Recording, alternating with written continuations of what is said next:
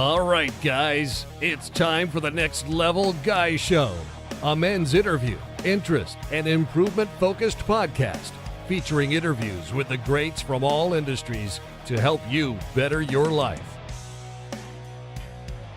Each week, a new episode features an interview with one of the greats, covering all aspects of their story, from life hacks to tips and protocols that have allowed them to live life on the next level. We then highlight concrete action steps that you can use to improve your life. And now, your host, Ian Dawson McKay.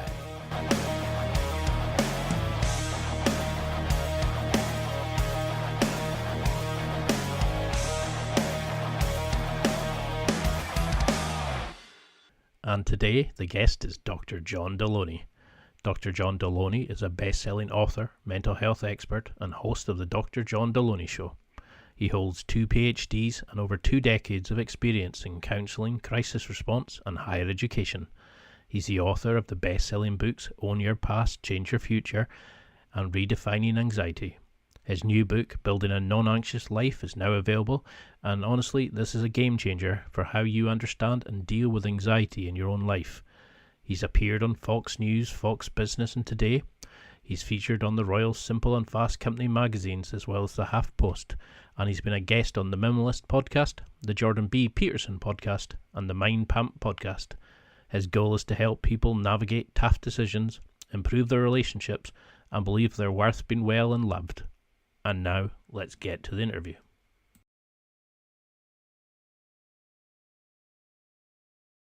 But thank you so much for coming on. You've been a dream guest of mine for quite a while now. If you had to give the cliche elevator pitch, what would you say? How do you sum up this amazing things that you do? Oh man, I am a husband and a dad just trying to figure out what's the best way I can love my family and what's the best way I can be a citizen and in a world gone mad.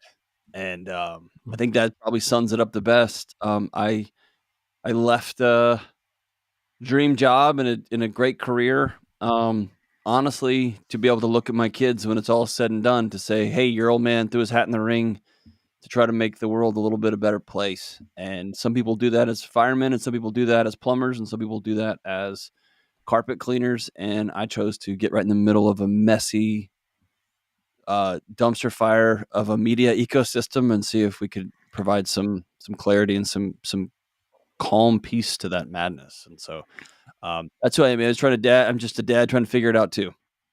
Well, you're doing an awesome job of it. I mean, you're changing lives with your talk show. You're motivating people. You're inspiring them. You're taking them out of a dark hole that they thought there was no way out of it. And you've even brought out a fantastic new book, which I was very lucky to get a forward copy of.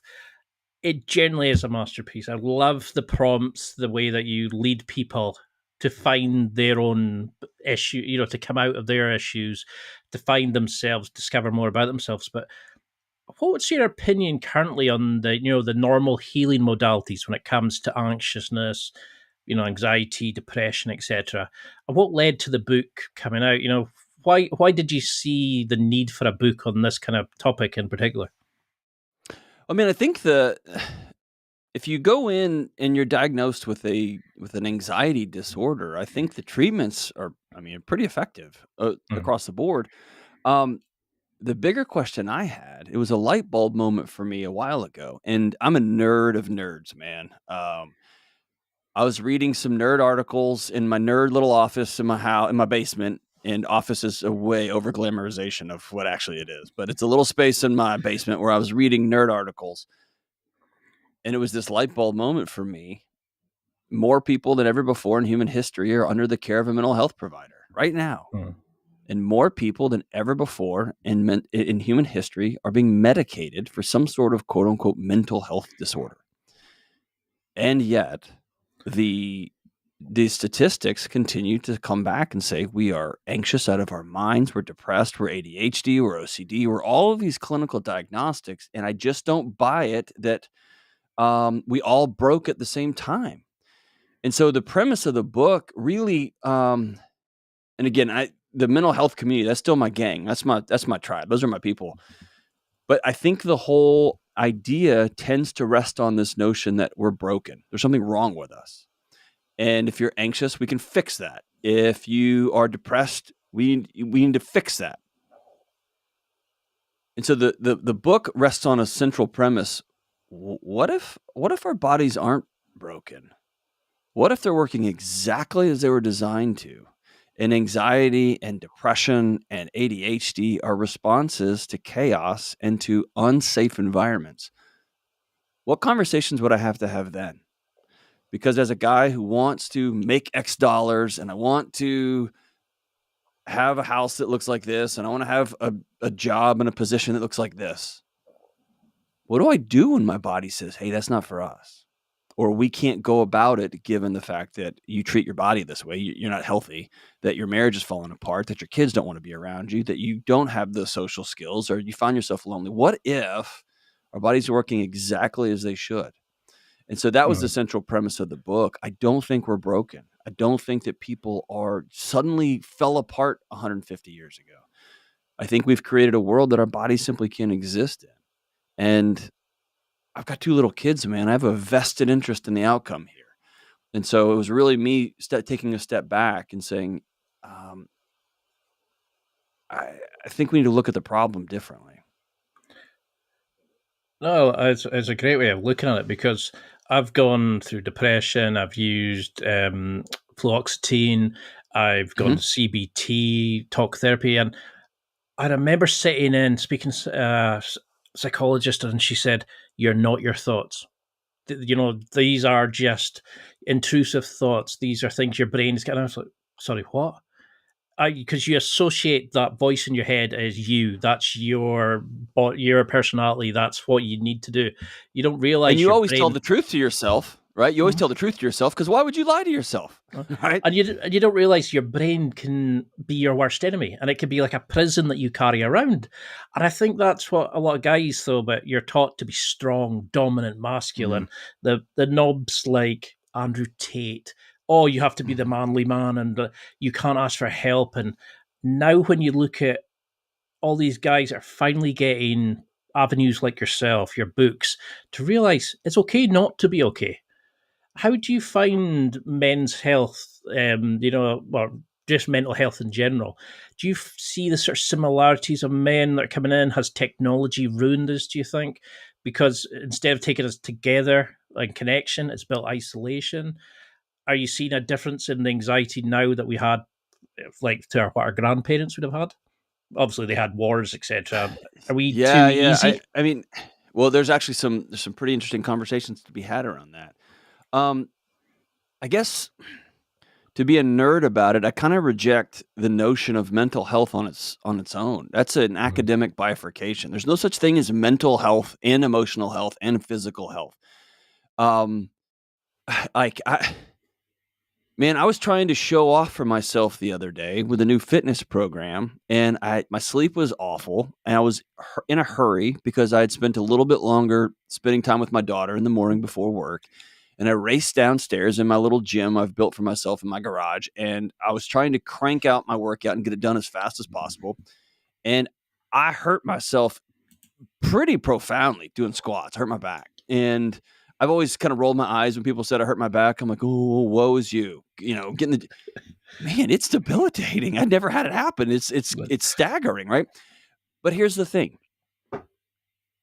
That injury, someone's going to say, you need to go to a chiropractor. Well, actually, you need to go to a knee specialist because it's probably the way you were doing this. And it was man, we have just bifurcated and sliced and diced the human experience into so many little tiny squares. And then we outsource those to people who've gone to school for 100 years to look at this one problem through a magnifying glass. And I tend to step back and think, man, my problem started when I prioritized X over Y, right? When I was hustling and hurrying, instead of saying to myself, you know what? It was actually on a long arc, because I'm not training for the Olympics. Probably would have been better to spend that 30 minutes with your daughter because y'all were having a great morning, but you broke that short so that you could tell yourself to hit these goals, right? And so I think it's just stepping back and looking at this, a bigger picture. it's very hard to, quote unquote, deal with depression when you feel like your body's failing you, when you feel like your body's not doing what you want it to do, when your thought machine is up and at 'em, when you've been abused your whole life and now you found yourself in another romantic relationship, when you get fired, when all of the news channels are telling you that everything is coming down and that your particular nation of choice is failing underneath. Like, it's hard for your body to work in that environment, right? And so, um, when I think about anxiety worse as it ever has ever been, my grandparents had a common narrative. They had a common story. They had a common mission. I often say that, peace is now just something people stitch on a pillow or write on a little plaque and they put it in their bathroom. My granddad fought Nazis, man. Like, he was a World War II veteran. I still don't fully know what he did. I think it was codes or so. I don't know. But it was him versus the Nazis. And him and his team, they had a common mission. They knew peace was not that, right? We don't have that anymore. No. We identify our tribes with who we all hate together. We have no common place that we're all trying to get to other than where we're trying to get is you not there. And our bodies aren't designed for that. Our bodies are designed for purpose. Our bodies are designed for camaraderie, community, team, tribe, and to all be working towards a common thing. Under some sort of common belief structure. And we have just nuked all of it. And so, yeah, our bodies are spinning in space, completely untethered. And it's a madhouse. And then the rise of, like you talked about, these internet figures that are telling a generation of exhausted, frustrated, anxious, depressed men, you know what you need to do is you need to rewind the clock about 250 years and be misogynist and flex a lot and ask the world to bend to your will. That'll solve it. And man, if you're an exhausted, depressed, anxious young man, that's pretty enticing. It's a pretty enticing trail, and it will end in a pile of bodies. It does every time. Just read a history book. Because it's the same thing, isn't it? It's like, oh, you don't have a warrior generation, so you're weak. And people that struggle, we don't know who to ask, so we follow somebody that looks manly, that plays up to the media representation of masculinity, etc. But then you start noticing, this isn't me. And I remember reading somewhere that depression is like your body saying it needs a deep reset of the character you've been playing. You need to find yourself. You need to be your true self. And I think that's what I really like about your book, where instead of just following like these pickup artists, that play a character, play a routine, you're actually telling people to do the inner work, face the demons, and deal with it. How do you get people to start feeling that, understanding they can change, that they're not fixed mindset, that they're fluid, that they can change, and finding that confidence to start dealing with the emotional trauma, all the pent-up aggression, pent-up worry, emotion, deep-seated jealousy, etc.? How do you start moving that? I think you have to paint a picture, an honest picture of what life could look like. And not a Hollywoodized one, and not a Playboy pinup one, and not a Andrew Tate picture. Because that's fantasy. It's John Wick. It's not real. So often the picture is this hyper masculine, hyper beef caked up. And by the way, I grew up in Texas. I've been around guns my whole life. It's not even like I don't understand. I exercise. It's not a matter of throwing away things that's like, oh, you're just, no, that's not what I'm saying at all. I think it's starting not from what this looks like, painting a picture, but what does this feel like? And I've sat with people who have net worths that are so far beyond me that I'll never, ever, ever, my great grandkids couldn't catch them. And I ask them, what do you want it to feel like when you walk in your front door? Not like, what do you want your wife to look like? And what do you want your house to look? What do you want to feel like? And almost to a person, they say something around the words of, I want there to be warmth. I want my home to feel warm. I want to walk in and not tense up. I want to drop my shoulders. And if you ask me, I want that resonates with me. I want to go home and be happy that I'm there.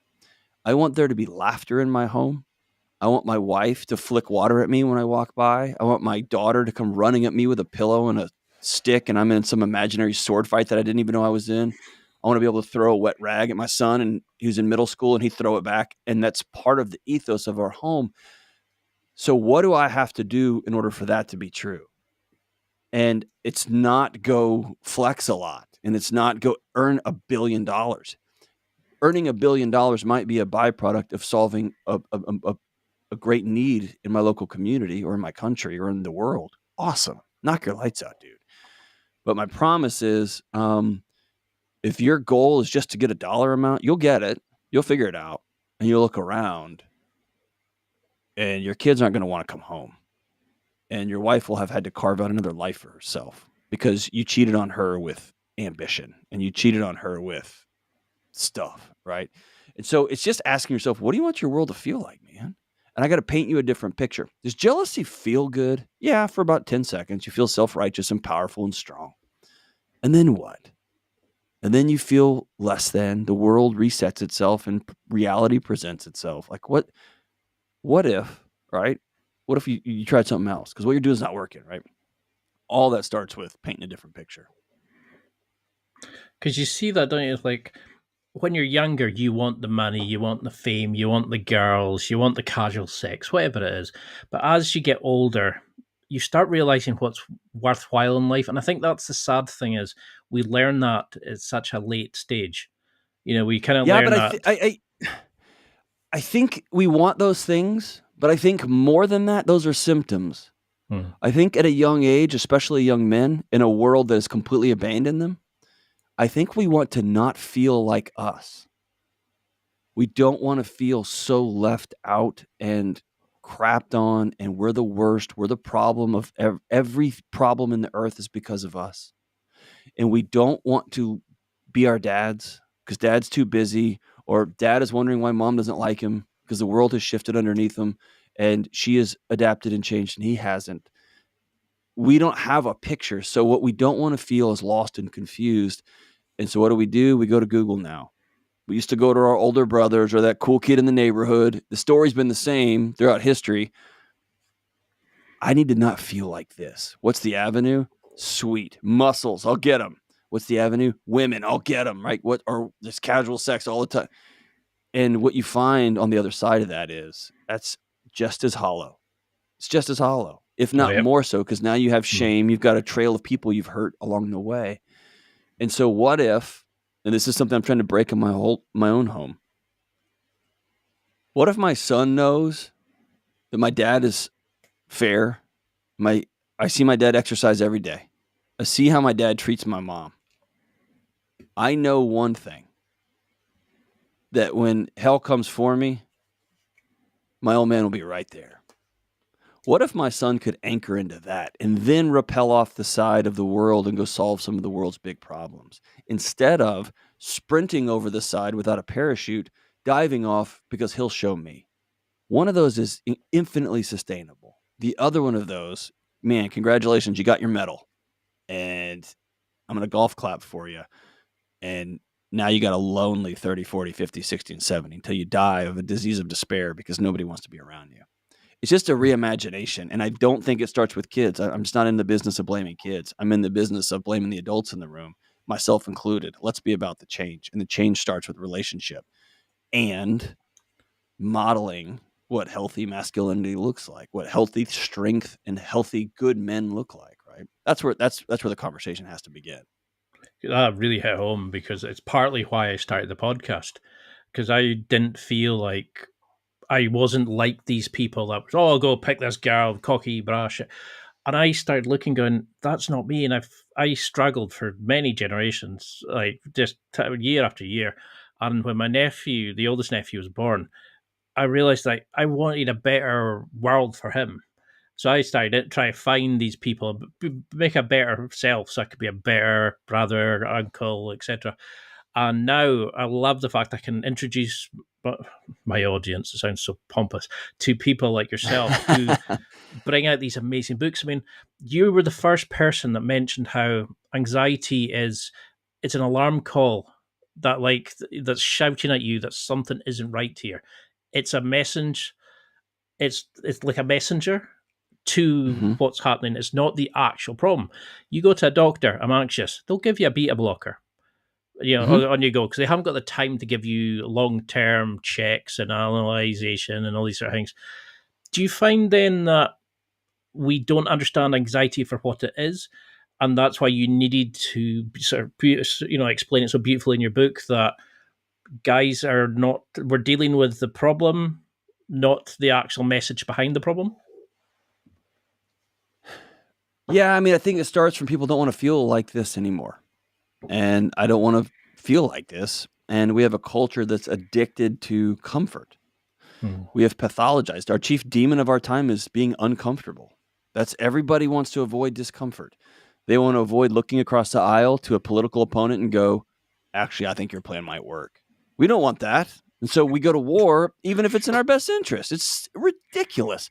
We don't look at our wives and our girlfriends and say, you're right. I've been treating you like a car engine trying to fix you. You didn't need that. You're actually smarter than me. You needed me just to sit with you, and I'm uncomfortable in that silence because I feel useless. I'm sorry. We don't know how to do that, right? And so we go to the doctor and say, I don't feel good. I don't like this feeling. And they do what they're trained to do. I was trained to do, what we're all trained to do. How long have you been feeling? And give me an explanation of the feelings. And if it matches a certain chart and a certain graph and a certain timeline, they stamp a piece of paper. You have this, whatever this happens to be. And that allows them to get paid by the insurance company. And that gives you some sort of instant relief. Oh, I have a thing. Whew. And they say there's 50 different medications we're going to try because there is no tried and true one for one size fits all. We're going to throw spaghetti up against the wall, and you let me know in the next 2 months, 6 months, how this is working. And if you feel like you're going to hurt yourself, call this number. And then they're on to the next.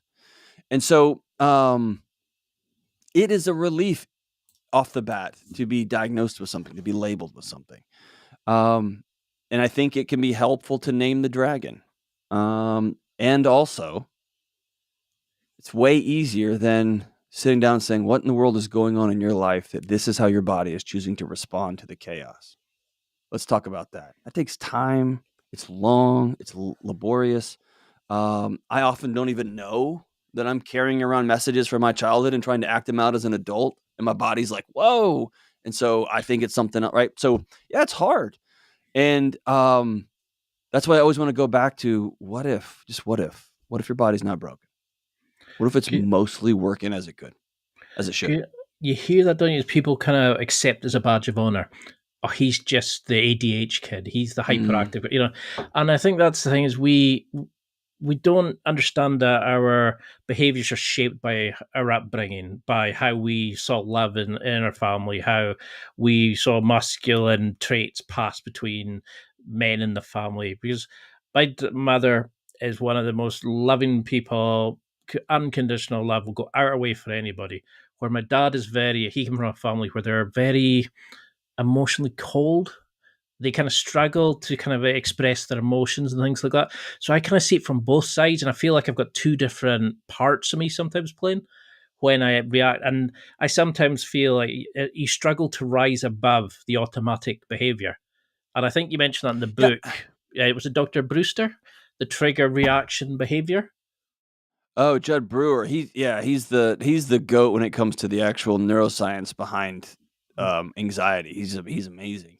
But yeah, I quoted him in the book. I actually quoted his editor who was reading it, talking about people wear their anxiety as a badge of honor. It's a hall pass, right? Yeah. Hey, sorry I was late. I've got this thing. Sorry I snapped at you. I've got this thing.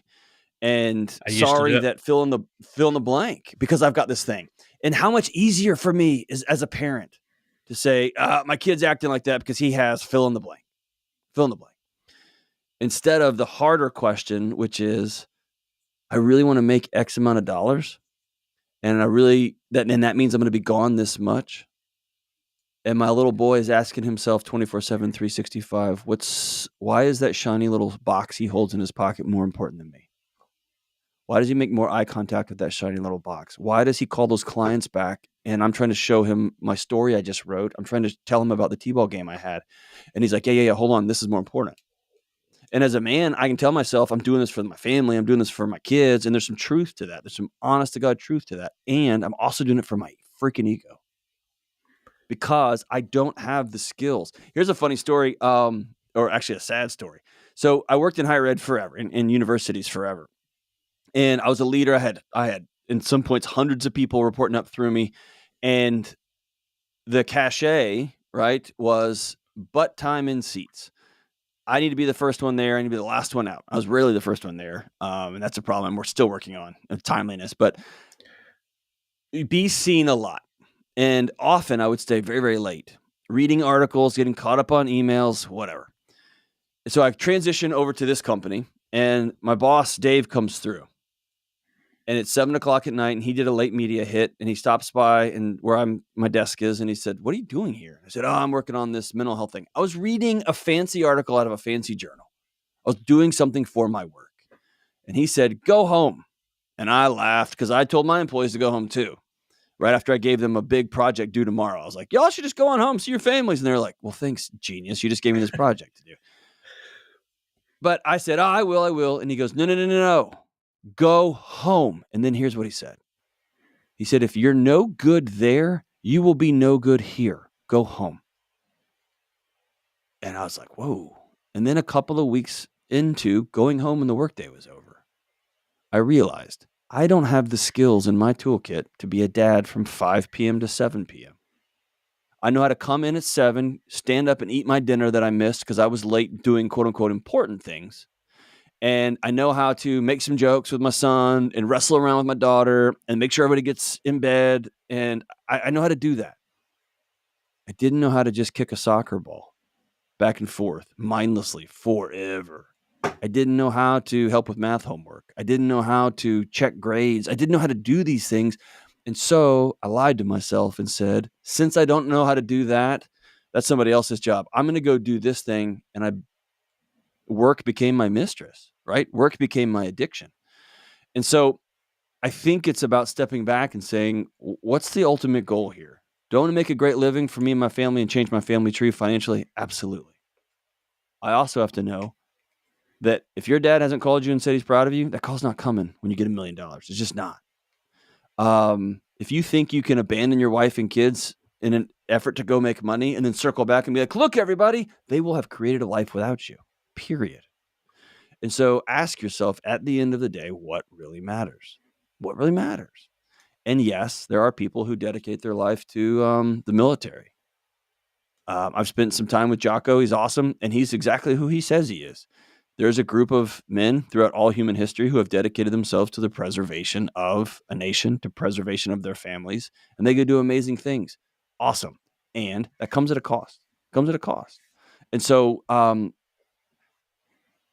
don't know. I could talk all day about this, man. You're asking some great questions. I think ultimately we have to ask ourselves, what are we doing? What are we looking for? And just remembering that whatever you get, you go with you. You will, if you don't like yourself with $50,000, you are not going to like yourself with 500,000, and you're going to be a lot more stressed and have a lot more issues. Because I remember my mom saying that is if you're not happy single, you're not going to be happy in a relationship. You know, if you don't like yourself now, you know, you're not going to like yourself when as a millionaire. And I think that's the beauty of the book. There's literally a podcast worth of each topic. How do you judge then anxiety, the warning signs? How do you know what is suitable anxiety for growth, you know, to challenge, to mold, to evolve, to, you know, etc.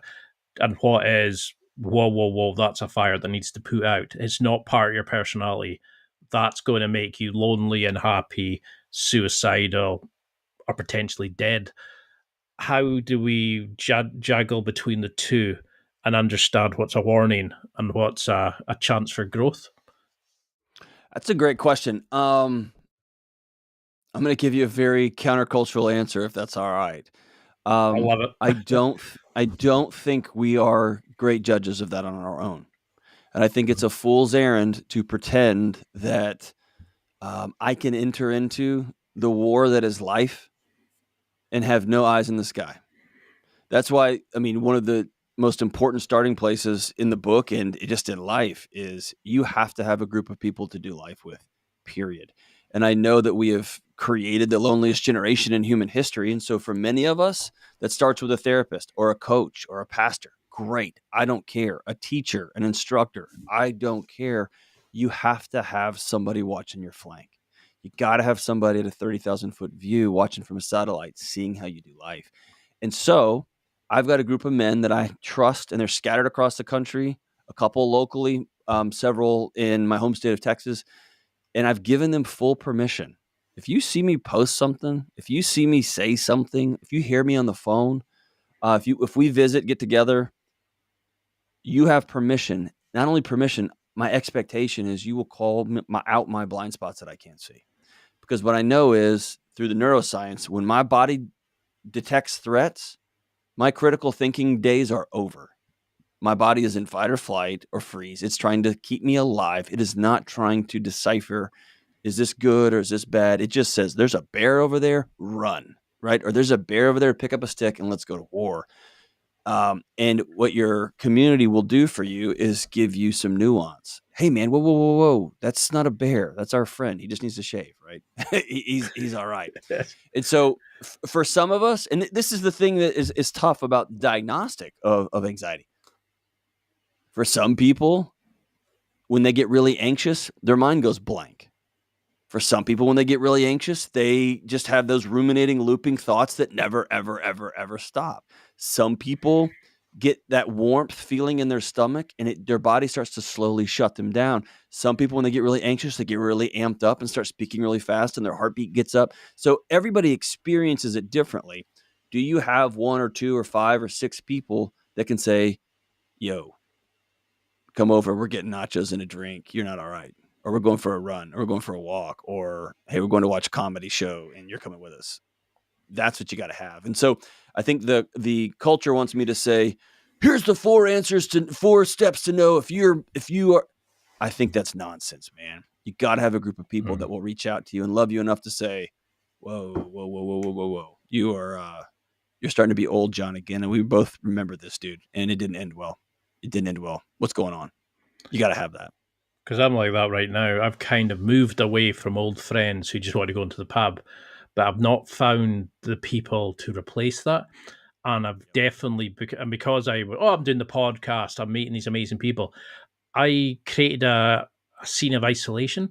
And a lot of people, there was a report, I don't remember where it was from, and it was like 70% of guys questioned had said they don't have a best friend. They don't have somebody that could go and speak to them, and pull them off the ledge, so to speak.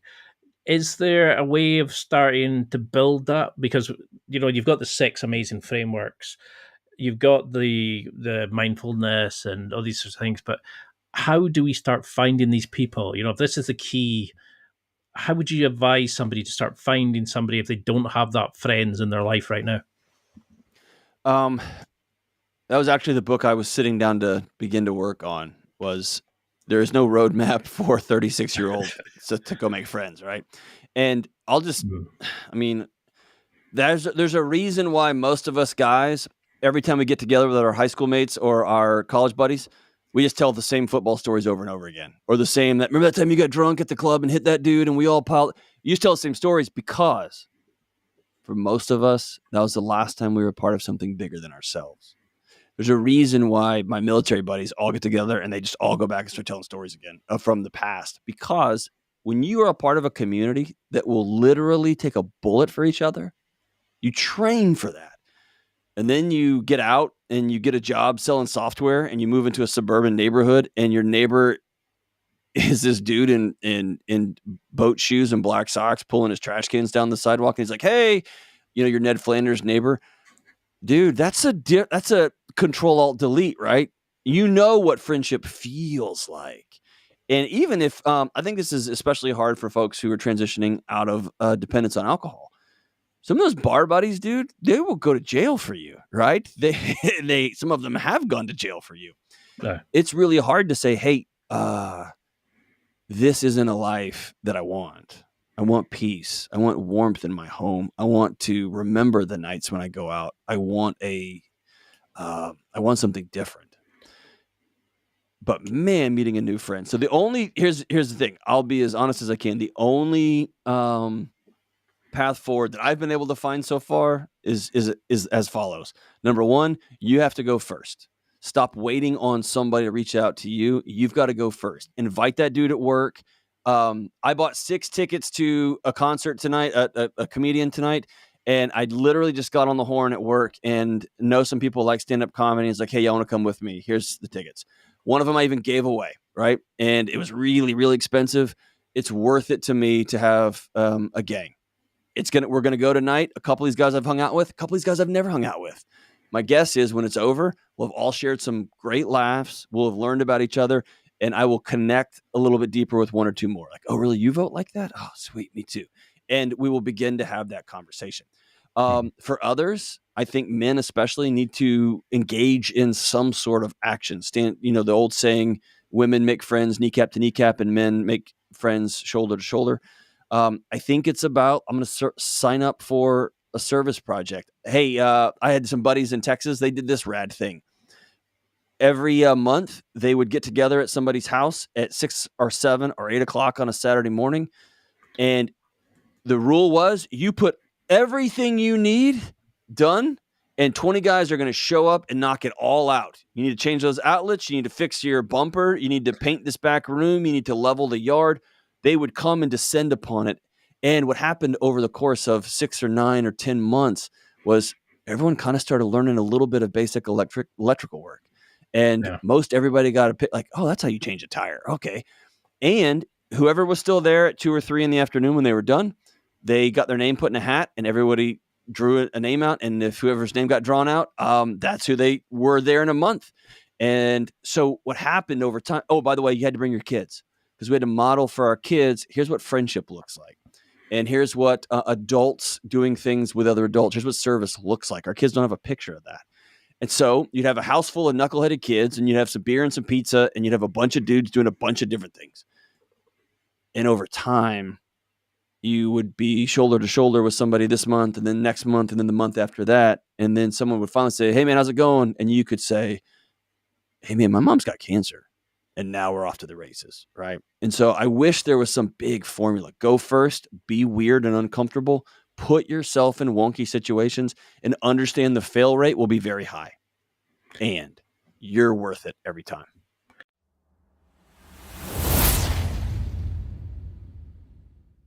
It's time for a quick break.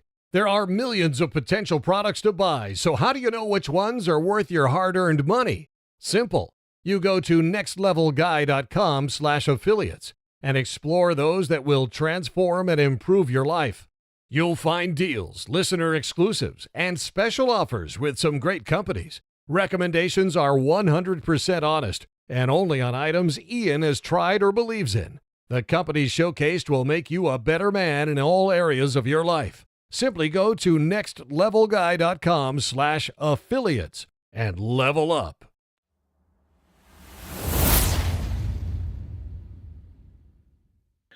Because that's the thing, it's like I remember you had a guest who phoned in and said, I don't think I deserve friends. I don't feel like I'm worthy for friends. Nonsense. It's heartbreaking, isn't it? It's like that there are people now who are sitting so lonely, you know, the best time for them is the day at work because they get human contact. And I know what that's like coming home to like after being up seeing family and surrounded by noise and love, and suddenly you come back to your city 5 hours away and you go, what am I doing here? You know, and it's soul destroying. And I mean, can I tell you this? Go ahead. Sorry, go ahead. No, I was just gonna say, I come from a village, like a highland rural village, where you are feeding sheep and you're throwing bags of feed around, and you knew everybody played football together till like the night's coming in. Suddenly you go in a city centre. No, that's your cubicle. There's your boss. You don't speak to anybody. You don't interrupt. You don't invade personal space. You don't like hug. You don't did it. No. You just blinkers on you go. And I think that's why I love projects like the Shed community. I don't know if you've ever seen that, where the old guys come together. It's magical, yeah. And it's like, why? Like I love Meetup, for example, where they can go in and do. Like I always say, you should do volunteer work because you're giving back and you're helping and you're giving service to other people. and all these articles about men's friends groups are patronizing. It's like, if you need to make friends as an adult male, majority of people have a friends group that are your university friends, who then you slowly move out and you build your new friend group with your wife and your kids. I think it's terrifying how we've created this like ecosystem of what it's to be a man, that you've got to be out by yourself, your own little area. And we definitely need more people like yourself to saying, this is BS. It's It's a connection, myth. not isolation, Yeah. It's good. It look, man, in the States, they call them diseases of despair. There is absolutely no reason why we should be dying younger with the resources that we have in this country, period.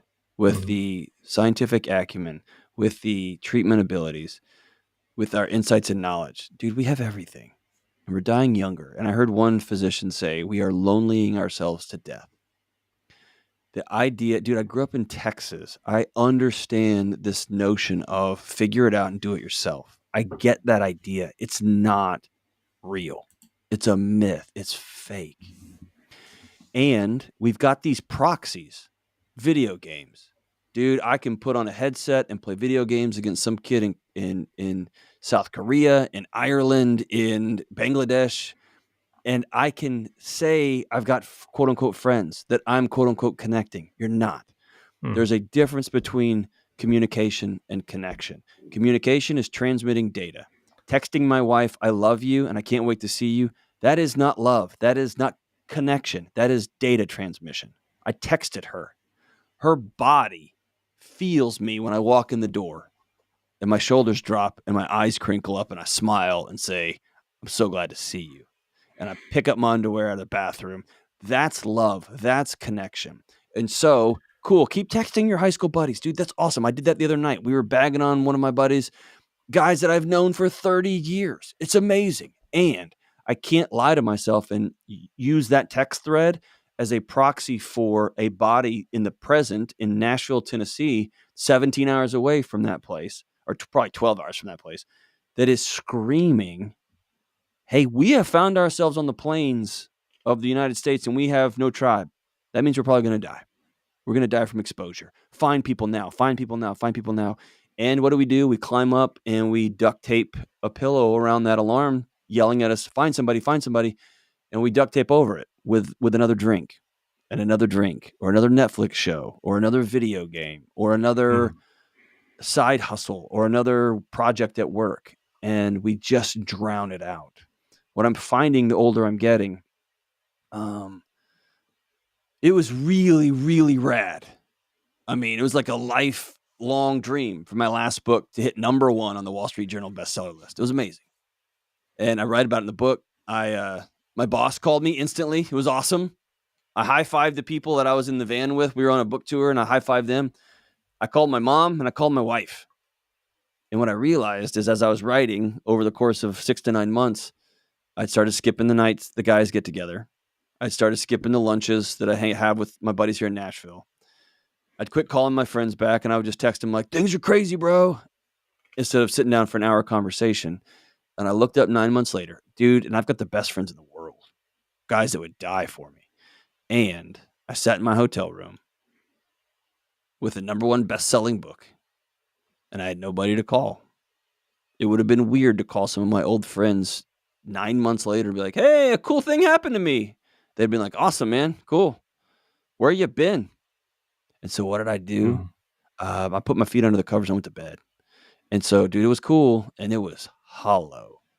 And what I found in this adventure, writing another book, is, man, being number 1 is going to be awesome. That's the goal. That's what we all want. We're shooting for it. We're doing everything we can. I got a whole team of people working for it. And I promised myself to be about the process this time, to celebrate the good stuff, to be angry about the bad stuff along the way, to enjoy the adventure with people.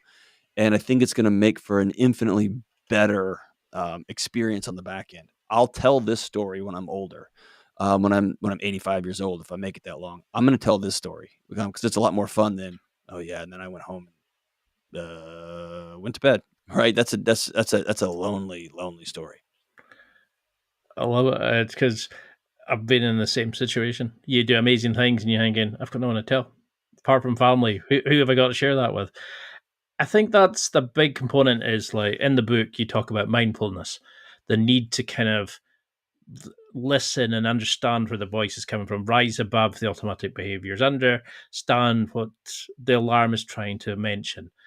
How do you start becoming mindfulness? Because you've got some amazing prompts in the book about how to think about it, to kind of get people's thoughts, etc. When we do start catching and thinking, "Oh, I'm going to get no, I'm not angry." You step back. Oh, I'm jealous of Mm. so and so. Oh, wait, no, that's in social media. She's probably taken the photo 50 times. You start noticing these things. How do we start analyzing we are changing? How do we start using the book as a kind of a starting block to start addressing these things? How would you want people to build the 6 areas into a framework for life to become mindful of what's happening, to give back to our communities, to find their tribe, to do these amazing things? How do we use the book as a starting point for true change in our lives? I think it starts with the very first step in the book, which is you got to choose reality. Mhm. You can make a bunch of money and you can look really good without your shirt on, and you can have a number one book. Awesome. That's all good stuff. And your body knows that your marriage is falling apart. Your body knows if you roll over and get up in the middle of the night to go to the bathroom and you slip and fall and hurt your back, that you have no one to call. And listen, your body would be failing you if it let you sleep all night, knowing you're all alone. It would be failing you. Your body would be failing you if you have a big mortgage and a car payment and student loans and a credit card bills. It would be failing you if it let you sleep all night. Why? Because one wrong statement at work and you get fired and you lose your home and your car and your ability to get groceries. Your body's on high alert. And our culture says that's normal. That's the way to live. And your body says, whoa, we're not safe. And so it starts with choosing reality. What's the state of your marriage? What's the state of your finances? The state of your job? What's the state of your relationships? Do you have anybody to call? And if not, that is an emergency. That is a solve that now. Even if you got to walk into a church building, even if you have to go join a bowling league, I don't care what you do. You have to make that a priority. Then when it gets to mindfulness, honestly, when I hear the word mindfulness, I just instantly roll my eyes. I just think of like some fat guy with a white beard on a cloud. Like, I don't have time for that. Here's what I mean by mindfulness. I think you can distill it down into 2 words: awareness and curiosity. Most men, most of the time, are going through life highly unintentionally and very judgmentally. We are on autopilot. We outsource everything. We outsource our rage to a political party. We outsource our fears to the internet. We outsource our job to some boss who is making way more money than we are because they took on all the risk because we were too scared to go try something on our own. Whatever the thing is, we outsource everything. Everything is unintentional.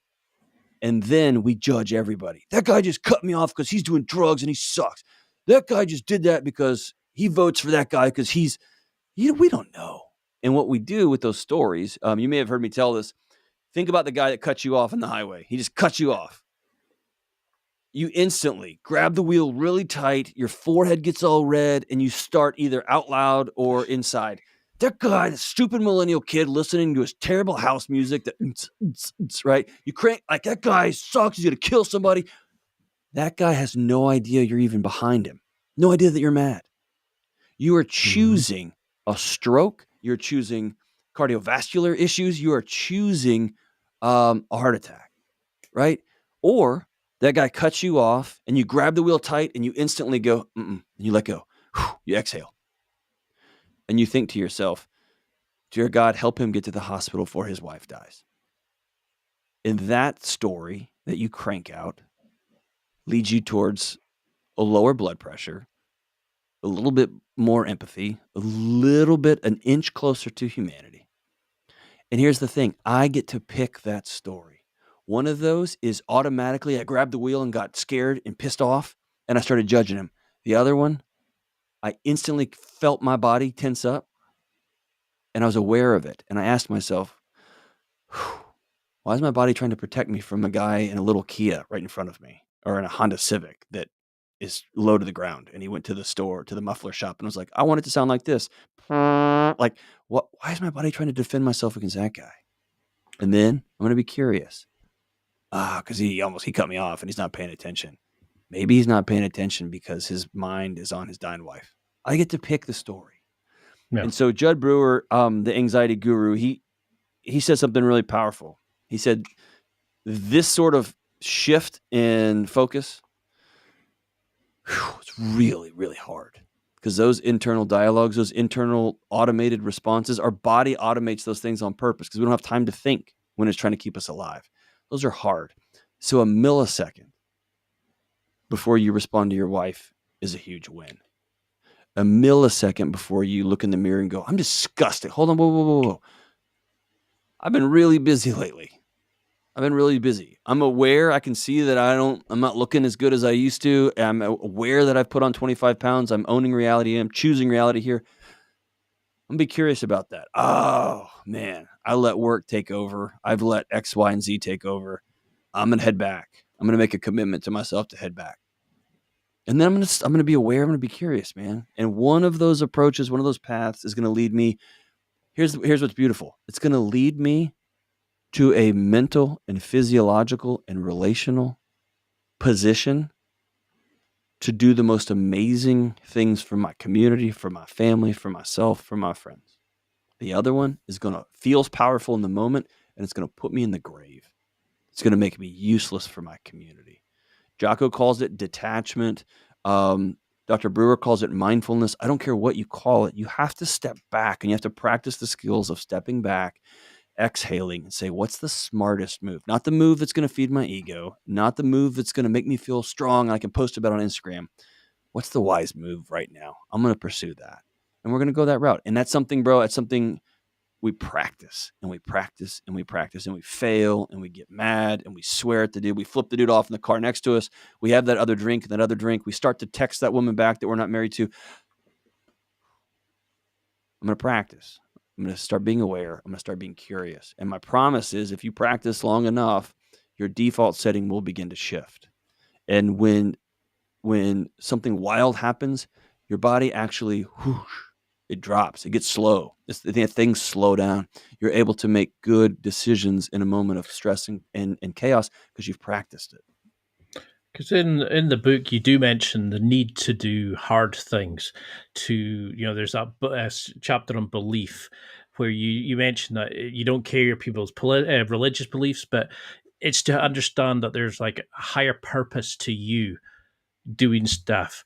Do you think that's maybe something that would help so many people? We are kind of consuming, because when I stopped just endlessly going through collecting, blog posts and videos about how it could be fixed, and I actually just went out and exercised, helped my grandpa with his shed, actually started doing things, because I love that quote, create, not consume. If I'm struggling with intrusive thoughts, jealousy, anger, I go to a jiu-jitsu class, or I create a blog post or a snippet video of a podcast. Do you think that's what guys need to realize? It's to do the hard work, to do the steps, and have a mission outside of themselves to realize we're here to give back to the world, to make it better for their currently and future generations? Yeah, there's two important things I want to touch on here. Number one, what you just said, yes. How many of us have spent more time researching the next workout plan than just going to get the freaking workout done, right? We would have been done. We would have already been finished by now. How many of us have researched the perfect, how to spot the right girl and how to find the right date? Just go call somebody. Just get on the phone, man. Just swipe right if you have to. Just go, right? Yes. How do I make friends? Just say yes. I'll show up. Right? So I think we have a cultural addiction to data, to more data. And as our microscopes have gotten more and more finite, and I'm saying microscopes metaphorically, we don't wait every quarter to see how Apple did. Now, because of technology, we have a minute-by-minute performance algorithm for how they are doing at 4 p.m., at 4:01 p.m., 4:02 p.m., and we think that that's providing us with more insight. It is not. It's making us insane. Trends tell the story, not these little micro moments. And we get really excited and really sad, really excited, really sad, and we miss the forest for the trees, right? We're so obsessed with each little piece of bark on every tree, we don't realize that the forest itself is sick or that the forest itself is doing amazing, right? So we have this cultural addiction to more data. Get off the blog posts and go create something awesome. Go rake your neighbor's yard. You're feeling low, go rake your neighbor's yard. Charge them nothing. Just go rake it for no other reason. Go to a local food pantry and just start filling bags. Just go, right? So that's number one. The second thing about belief, it is about service, but it's deeper than that. Everyone from Jordan Peterson to Esther Perel, all across the political aisle, all across deep thinkers from psychologists to theologians and everybody in between. For all of human history, people walked outside of their tents and they fell to both knees and they looked to the sky and said, "Dear God, please rain." Or "Dear gods, please rain. Because if it doesn't rain, my kids die." And over the last 150 or so years, we've created a world where we've solved many of the problems that have been plaguing humanity for all of human history. You can pull out your cell phone and literally punch a button and food will show up at your front door. Already cooked. It's done. Even you can get a date too delivered to Yeah, your you can have a date delivered. That's right. You can have a mate. That's right. Used to, you had 3 or 4 potential mates in your little tribe, and now you have everyone on planet Earth. Swipe right or swipe left, right? We have little knobs in our house that just pump clean drinking water into our living rooms, into our bathrooms. We have a button that we push that takes away our poo and pee, for God's sake. And in solving for these things, which, by the way, I'm super grateful for food delivery and for clean water in my home and for waste management. Dude, what an amazing time to be alive. And solving for those problems have made us very, very arrogant, that the world now revolves around us. And if you look at some of the tenets of psychology, some of the great theorists, the goal of doing all the quote unquote hard work was self-actualization, that you finally become the shining beacon on the hill. And I think if we look around our world, we're there. We're self-actualized. We have everything. And we're finding out in real time with very chaotic consequences, the self can't hold. The self was never designed to hold up the universe. What does that mean? In an age of sarcasm and pessimism and eye rolls and great religious tragedies that go on behind closed doors, I'm thinking of like the abuse scandals and things like that. It's been very easy to take our arm and wipe off the table any sort of religion, any sort of belief in God or a higher power, or whatever you want to call it, and say that's for children, that's for fairy tales. As for me and my house, we worship the scientific method and we worship muscles and might. We're heading forward. And I'm going to tell you, your body over centuries has evolved to take a knee to something bigger than itself in service and in reality. And so me and my family, we follow Christian practices. That's who we are. That's the belief structure that guides our house. Great. I've got friends who are atheists. I got friends who are Jewish. I got friends who are Muslim. I don't care what your belief system is. What I'm telling you as a cornerstone of a non-anxious life is you have to stop trying to hold the universe up because you simply cannot. My atheist friends, who I love dearly, they're some of my closest friends. Their kids play with my kids. They might believe in the birth and life and death and resurrection cycle of nature, that they're going to live this life and die and become part of the soil and a tree's going to grow. Great. You have to do the work to begin to believe in something. And for some of us, that is getting over our arrogance or our hurt or our religious trauma. And I'm going to go back into a church building. For some of us, that's sitting down with a friend and saying, I don't even know how to believe. I don't even know what that means. For some of us, it's like, hey, tell me about your faith. And they may be like, well, we don't talk about that here. And it's like, I do. I'm going to learn. Like, teach me. Whatever it is, it's about opening your hands up and saying, dear God or dear gods, please reign, because the world doesn't revolve around me. Usually, if you do that, that leads you to a life of service for your community and beyond. But I think the starting point is a place of humility. I'm not the center of the universe. I can't believe we've been talking about an hour. It feels literally 10 minutes. I've got to do a round two because there's so much from the book.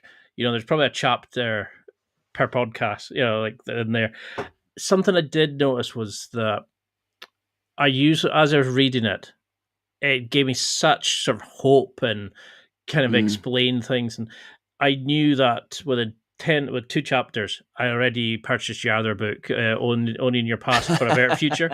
Thanks, man. To me, that was just like, this guy gets it, he understands it. And how did writing the book, because you're very personal in this book, you give very potentially damaging stories out about yourself and what happened in the past, and it's a very vulnerable thing to do, but you're open and you're honest, and I know it'll help people. But how did this help you kind of come to terms with that? And since you become a father, how have you understood anxiety and these kind of issues to then help your kids not, I don't want to say relive, to avoid your mistakes, but to understand them so they can make better decisions in the future? Yeah. So I'll butcher the quote, but I always love to roll back to the great C.S. Lewis quote. The definition of friendship is, oh, really? I thought I was the only one. And now our picture of friendship in the modern era is through a glass darkly, right? It's I'm going to curate my life, what I allow you to see. And so I'm going to make sure you only see the best pictures. I'm going to make sure you only see the bright spots. I'm going to make sure, even my closest friends, I don't call them and say, hey, dude, I'm worried about my light bill. I call them and say, hey, dude, I'm number one, right? And I think that shiny imagery is hiding a bunch of people that aren't waving, they're drowning, right? And so I think the time is now for a generation of leaders and people who have some sort of visibility, whether you are the head of a 12-man plumbing crew, or you are a political leader, or you're an author, whatever, somebody with a quote unquote expertise, to open the curtain and say, hey man, I'm trying to figure this out too. I don't have it all together. I know intellectually the path, and also I'm caught off guard by how much it hurts when my 7-year-old daughter says something, right? I was caught off guard by that. I can lift a lot of weights, and I did jujitsu for a lot of years. And dude, my 7-year-old daughter just cut me to the core, man. Like, and that wasn't in the guidebook, right? Yeah. What happens is a bunch of men have 7-year-old daughters that say something that make them want to wither and turn to dust. They sure as hell aren't going to say that out loud, because they've never seen somebody say that out loud. I'm done with that life, man. There was a chapter early on called The Biology of Secrets, and my editor said, dude, that's a level of nerd that nobody wants to read. My contention is that secrets will kill you. Untold stories will kill you. And so I'm done with that life. Let's put it out there. Let's have the conversation, and let's move on. As it comes to having kids, man, I've become a lot more graceful with myself. I'm trying to do something that I don't have a roadmap for. I'm trying to become a dad that I've never seen exist before. And by the way, my dad's still alive. He's an amazing guy. He's an incredible guy. But I'm trying to do something a little bit different, and I don't have a roadmap for it. And so, similar, if somebody turned on the lights to a basketball court and they handed me a round ball and said, go play basketball, my first couple of years of shots would look awful. The ball would be bouncing all over the place, and my shot would be weird. And I would need some coaching. I would need some instructional videos. I'd need a picture of what this looks like. And over time, I'd figure it out. And then I need some sparring partners. I need some guys to come in and say, whoa, you shoot like that? That's amazing. Or, dude, I want to be able to do that, to dribble through my legs like that guy just did. And so having a group of men around you. And so having kids has, I still get anxious. My body's still there. I don't want to live in a house without a smoke detector, right? So my body gets anxious because it's designed to, and that's a good thing. What I let that anxiety do now is lead me to a solution. It doesn't scare me and make me run away. And when I'm faced with an anxiety that I don't understand, dude, I just call my counselor. I call a group of men that I've invited into my life, and who has invited me into their life, and I deal with it that way. And so it's a very open-handed. Dude, writing this book, it about did me in, because about halfway through, I realized, well, I'm living a very anxious life because of the choices I'm making, and here I am writing a book to everybody. And so about halfway through, that book went from me lecturing the world on how to live an unanxious life to me pulling up a bar stool and saying, I'll take one, and looking down the bar and being like, hey guys, I thought I was the only one. And so it's definitely me walking with you, not at you, man. Because that's a great chapter at the end where you kind of went, I realized I wasn't living the life that I was talking about, so I need to do it myself. And I really related. I was like, I wasn't living the life that I was portraying on this podcast, and I've only started doing that recently. And I'm dealing with flaws and my own intrusive thoughts and stuff. And I think that's the thing, is by putting it out there, it releases the power. But that helps people who have never maybe had a masculine person or a father figure or whatever you want to call it in front of them. So you've given them a framework, you've given them a guide to say, this what didn't work for me. Try these things till you find your own way. Go and give back, go and find your tribe, go and help other people. And I think that'll make a much better world. You're shaping people and saying, go and find yourself. Try this, find this, trial that. It's a beautiful message you're giving, and I would have happily read that chapter, because 2 chapters in, I'm buying your other book. That's how good you are. And I know now you know a guy. So I'll just ship him to you. So no worries. Well, I'm struggling not to go into my own personal stuff, and so we've got to do a round 2. But what would you want people to take from this? What would you want them as a summary, a way to use your book? If they came to you in 6 weeks, if they phoned you up and said, I read your book, what would you want them to hear or to say? What do you want them to take from this episode? Wow. That you're worth something different. That you're worth going to bed at night because you're tired without a bunch of meds. That you're worth getting up and having coffee in the morning because you like it, not because you have to. That you're worth a boss that doesn't abuse you, and you're worth you deciding what you do tomorrow, not your vehicle lending bank. You're worth a marriage and a relationship with your significant other that brings you more laughter and warmth than it does stress. And you're worth a relationship with your kids where they don't just walk in the house and slam the door in the bedroom and bury their face in a screen. And you're worth getting up and doing really hard stuff. Yeah. You're worth being the man that we all need in this culture, both now and in the future. And that means getting up and doing hard things, real hard things, putting yourself in really challenging situations so you can grow. It also means asking yourself, why am I doing this? And for who?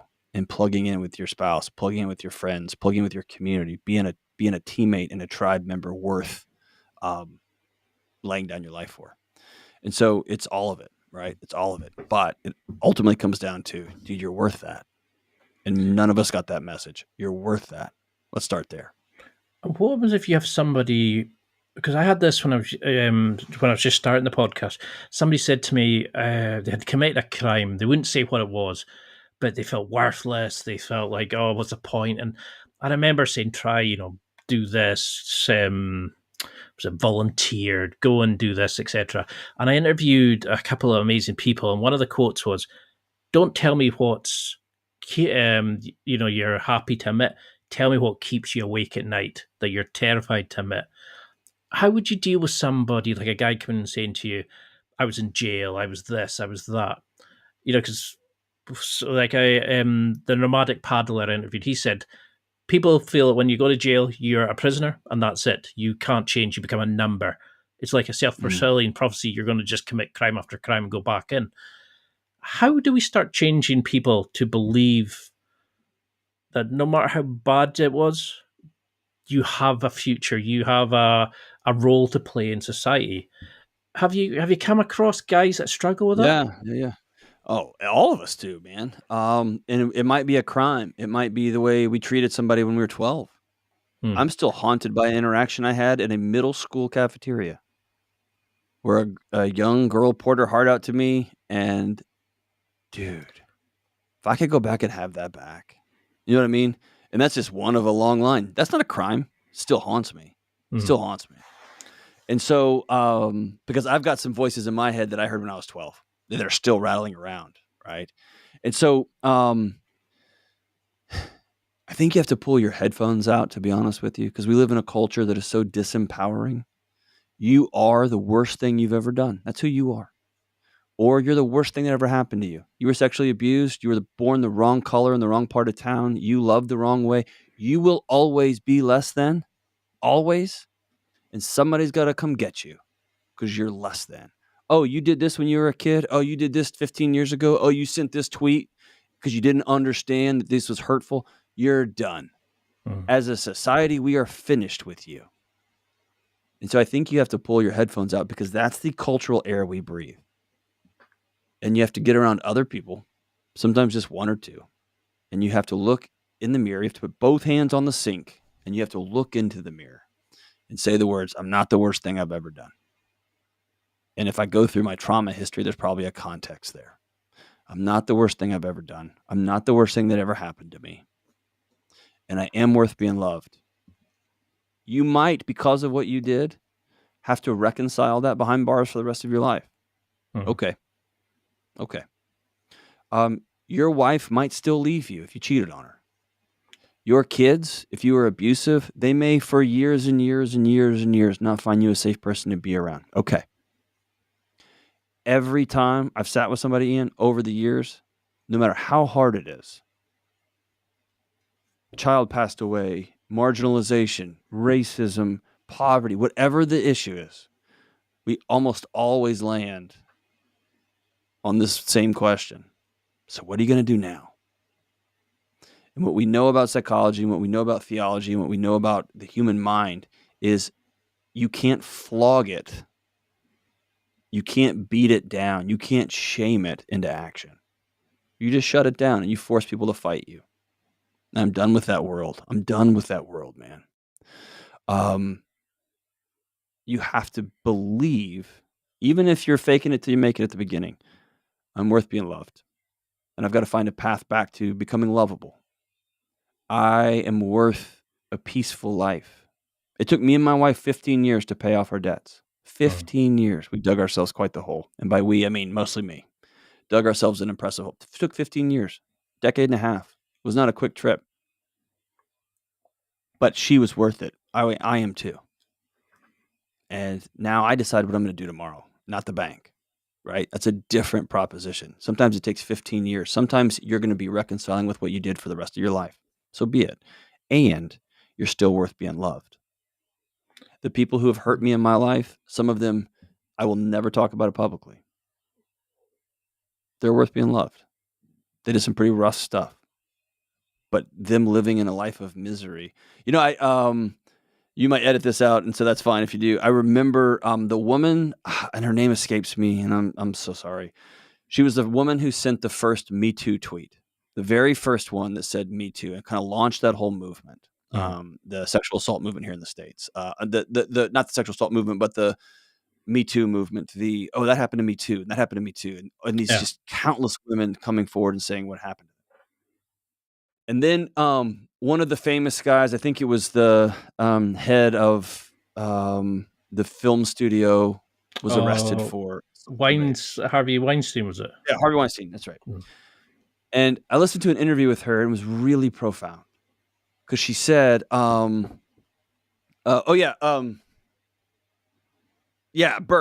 Tarana Burke, yes, really, really brave person. Tarana Burke hit the first tweet that said Me Too, #MeToo. Whenever Harvey Weinstein went to jail, she said that her account got blown up with, hooray, finally, I hope he gets raped in jail too. I hope he gets what's coming to him. And she said, people don't get it. I want there to be no more assault. That's what I'm here for. not for everyone to get theirs. I want this to stop. People would stop treating themselves this way, stop treating other people this way. That's the goal. Not retribution and revenge and war. It is stop. And I think most of us have gone to war with ourselves. I think most of us cannot stand the person we see in the mirror. Enough. You're worth being loved. I don't care what you've done. You may have to pay a societal penance for it. Great. You're worth being loved. Period. I think that'll help so many people, because I was feeling that just now. My brain was going, but what happens if you hate yourself? Because I hear that a lot of people saying, "Oh, I'm not worthy of that. I don't deserve that." And people I've interviewed have said, I've interviewed guys who have killed 10 people, and he said they still are they're still worth it. And I think that's the problem. Is I used to say that person cut me off, treated me badly, bullied me, whatever. Oh, well, hope they're doing okay. Whenever I would feel angry, jealousy, whatever to them, I'd say, hope they're doing well. And that cut out all the bad behavior, it stopped the track of the negative emotions. But I still was just eating myself up. I was a dick, younger, I've done bad things and stuff. Never got caught and all that. I feel regret now, 15, 20 years later. But I know that I have to justify that by being a better person and doing good things, helping others. And it's sad that we destroy ourselves. We won't do what we'll do to other people. We won't allow them the mercy of saying, okay, I hope you're doing well. And I think that's what you're helping with this book. Well, if you can't forgive, if I hang on to the things that other people did to me when I was a kid, it's a choice I'm making in the present to die a little bit younger, to not be present with my wife and kids because I've spun my body up.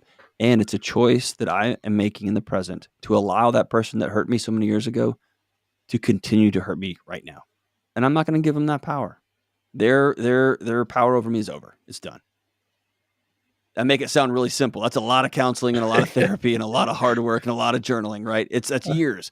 But choosing to not forgive, choosing to wish ill on people is that old AA saying, it's drinking poison, hoping somebody else will die. That person's going about their day. They're not thinking about me 1 second.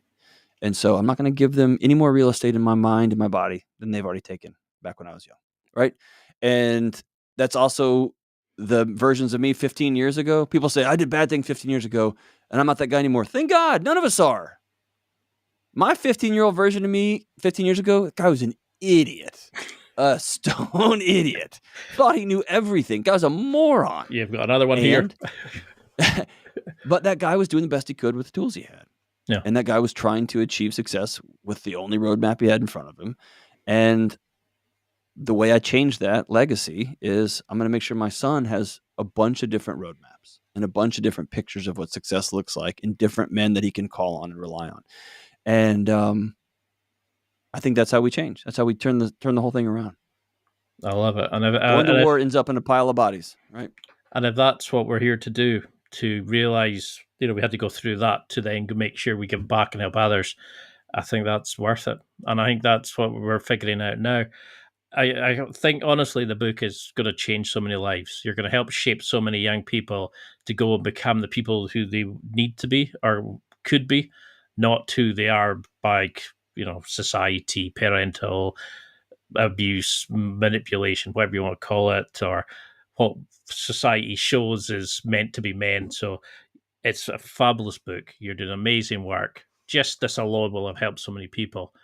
I can't wait to get you back on. But how can we keep in touch? How can we follow your social media, the talk show, the books?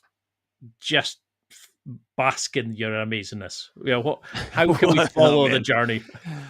I think my wife would be like, hey, he's not that amazing. She basks in it too much. Not that great. You can check out the show at the Dr. John Delony Show, anywhere there's YouTube or anywhere you get podcasts, and you can download it. And it's just a call-in show. People call in with challenges they're experiencing, whether they're mental health disorders or they are relationship issues or marriage issues or whatever. People can call into that show, and I'd love to have your listeners call in if they've got stuff that they want to bounce off a neutral third party that just committed to sit with them, and we'll figure it out. You can go to follow me at John Delony. My preference is that you listen to this podcast and you turn your phone off and you go do something pretty cool. whatever that might be. Rake your neighbor's yard, clean your neighbor's windows, go fill up your neighbor's car with gas, go do something. If you're going to spend some time scrolling, you can follow me at John Delony. You can find me there. And you can pick up this book anywhere you buy books. I'm really, really grateful for the conversation and your hospitality, man. I'm super grateful.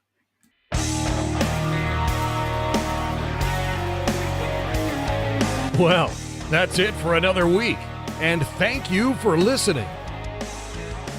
It's now time to take what you've learned and use it to develop and enhance your life with the key points mentioned.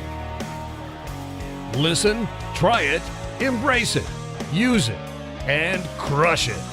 Now's your time to hit that next level in your life. If you liked this episode, then please leave a comment on the show notes or a review of the show on your podcast platform. Everything helps evolve the show. Until next week, keep seeking the next level in your life.